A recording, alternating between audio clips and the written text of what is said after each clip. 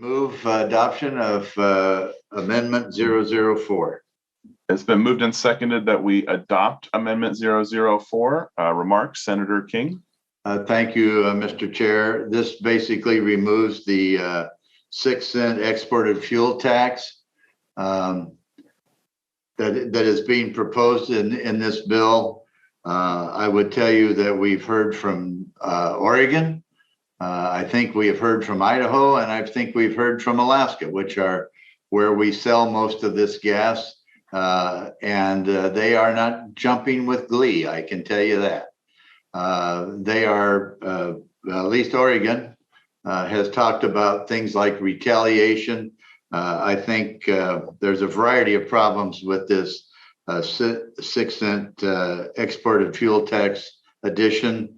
I think we ought to remove it.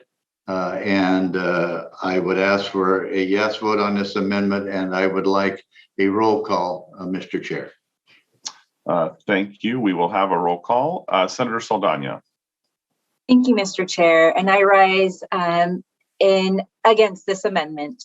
I do understand and very much think that it's important that we think about regional solidarity and support, because our transportation system needs to work across state lines, because our state is so dependent on exports and imports. However, I do think that this is an oversight, is that we don't have the same kinds of tax base as other states. And we need to make sure that we have a balance of revenues that make sense for Washington residents.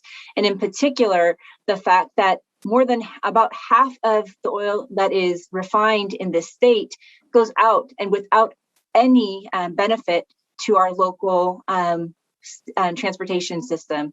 And yet it has a huge impact on the residents that live in that area, as well as an impact on us being able to make sure that we preserve and maintain our transportation system. And so we'll ask and know that we have more conversations to go, but at this time and today, I'm asking for a no vote on this amendment. Thank you. Senator Cleveland. Thank you, Mr. Chair. Well, I agree with what both Senator Saldana has said, as well as Senator King, the maker of this amendment.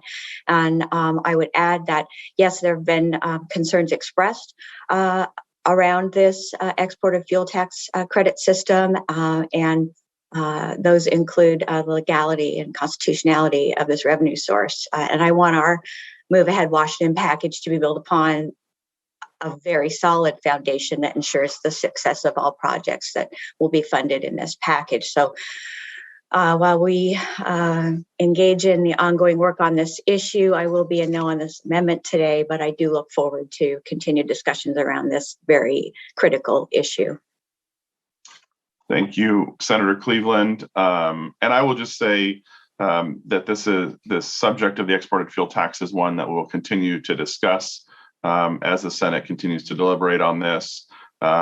We have consulted with our own Attorney General, as well as the wonderful legal counsel that work for both the House and Senate as we've crafted this proposal. We charge Washington consumers 49.4 cents per gallon. We will charge exported fuel 6 cents. And so from the perspective of interstate commerce, we are not discriminating against fuel leaving. We are actually charging at a lower rate than we charge our own residents. And I believe that this is a constitutional funding structure, as Senator Saldana said. When we've got a difficult mix of tools and a lot of needs, this is one that can help us invest in our infrastructure appropriately here.